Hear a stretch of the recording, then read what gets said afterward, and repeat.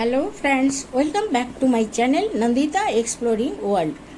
আজ আমি তুরস্ক ভ্রমণের গল্প বলবো। পশ্চিম এশিয়া ও দক্ষিণ পূর্ব ইউরোপের একটি রাষ্ট্র হচ্ছে তুরস্ক। এর প্রায় পুরোটাই এশিয়াতে, রাজধানী আঙ্কারা এশিয়াতেই অবস্থিত। বাকি অংশ থ্রাস ইউরোপের দক্ষিণ পূর্ব প্রান্তে অবস্থিত। এখানেই তুরস্কের বৃহত্তম নগর ইস্তানবুল। তিনটি জলপথ এশীয় আর ইউরোপীয় তুরস্ককে পৃথক করেছে। মারমারা সি, বসফরাস প্রণালী, দাদার্নেস প্রণালী, এই তিন জলপথ ব্ল্যাক সি থেকে অ্যাজিয়ান সিতে যাবার একমাত্র পথ তৈরি করেছে। বসফরাসের দুই প্রান্তে এক ঐতিহাসিক নগরী ইস্তানবুল। হাজিয়া সোফিয়া ইস্তানবুল তথা তুরস্কের একটি ঐতিহ্যবাহী স্থান।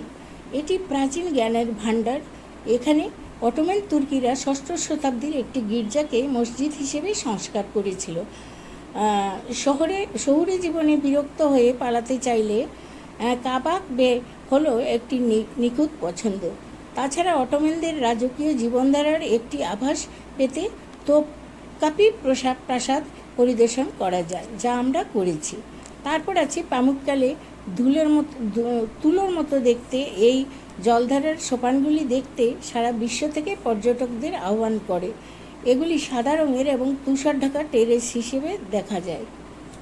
তো তারপর আসি বসফরাস প্রণালী, বিশ্বের নৌ চলাচলের সবচাইতে সরু জলপথ। বসফরাস প্রণালীতে ক্রুজ শিপে কাটানো দারুণ এক সন্ধ্যা আমরা কাটিয়েছি, যা স্মৃতির পাতায় থাকবে চিরকাল। বসফরাস ব্রিজটি পরিবহনের জন্য বিখ্যাত, যেহেতু এশিয়া আর ইউরোপ ব্রিজের দুটো প্রান্তে রয়েছে। ক্লিওপেট্রা অ্যান্টিক পুলস, পামুককালে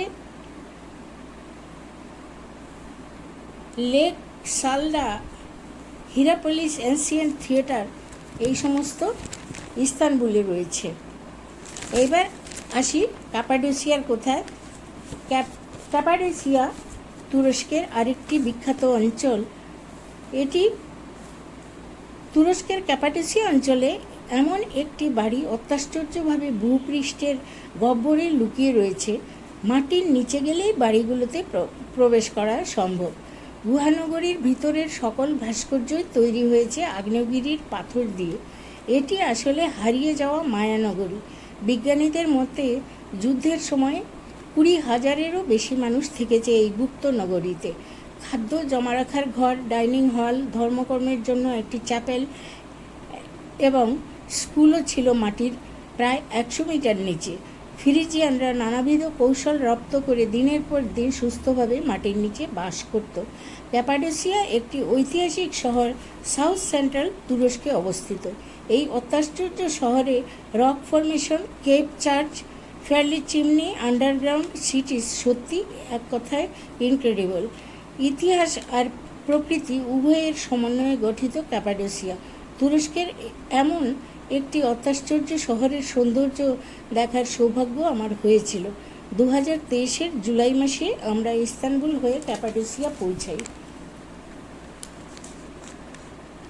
এখানে আমরা যা অত্যাশ্চর্য দ্রষ্টব্য স্থানগুলো দেখেছি: Goreme open air museum, hot air balloon, love valley, Uchisar castle, lovers hill, traveller cave, hotel pigeon valley, etcetera. ক্যাপাডোসিয়ার 60 মিলিয়ন বছর আগে মাউন্ট অ্যারোসিয়াস, মাউন্ট হাসান ও মাউন্টগুলো থেকে লাভা ও ছাইয়ের নরম স্তরগুলো দ্বারা গঠিত, যা লক্ষ লক্ষ বছর ধরে